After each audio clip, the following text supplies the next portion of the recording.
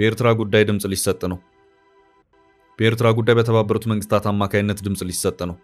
ድምጹ የሚሰጠው በጄኔቫ የተባበሩት መንግስታት የሰብአዊ መብቶች ካውንስል አማካይነት ነው። የኤርትራ መንግስት በዜጎቹ ላይ ከፍተኛ የሆነ የሰብአዊ መብቶች ጥሰትን እያካሄደ ነው በሚል የሀገሪቱን ጉዳይ በልዩ ሁኔታ በመያዝ ጉዳዩን የሚከታተል አካል ካቋቋመ ዓመታት ተቆጥረዋል።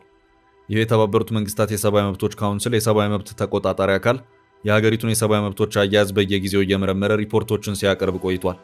የሚቀርቡት ሪፖርቶችም የኤርትራ መንግስትን ከማስወቀስ ባለፈም በሪከርድነት ጭምር ዶክመንት እየተደረጉ መቀመጥ ከጀመሩ ዋላ ድር ብለዋል። በዚህም የኤርትራ መንግስት ለዚሁ ዓላማ በተባበሩት መንግስታት በኩል የተቋቋመው አካል የሥራ ጊዜው አብቅቶ እንዲበተን ብርቱ ጥረቶችን ሲያደርግ ቆይቷል። መንግስት በዜጎቹ ላይ የሚያደርሳቸው የሰብአዊ መብት ጥሰቶች ከመሻሻል ይልቅ እየተባባሱ ነው በሚል የምርመራ ተቋም ሁሉና እስከዛሬም ድረስ ቀጥሏል። በዚህ ረገድ የኤርትራን መንግስት አጥብቀው እየሞገቱ ያሉት በሰብአዊ መብት ካውንስል ውስጥ ሰፊ ሚናና ድርሻ ያላቸው የአውሮፓ ሀገራት ናቸው።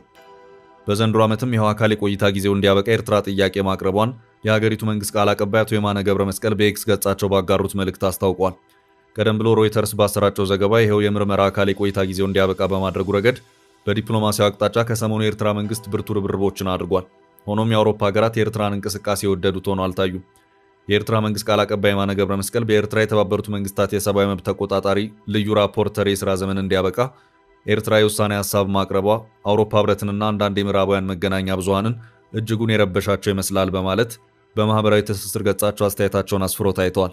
የማነ ፖለቲካዊ ዓላማ ያለውና ኤርትራን የማዋከቢያ መሳሪያ ነው ያሉት ልዩ ራፖርተሩ የጊዜ ቆይታው እንዲያከትም የማድረግ ጊዜው አሁን ነው ብለዋል።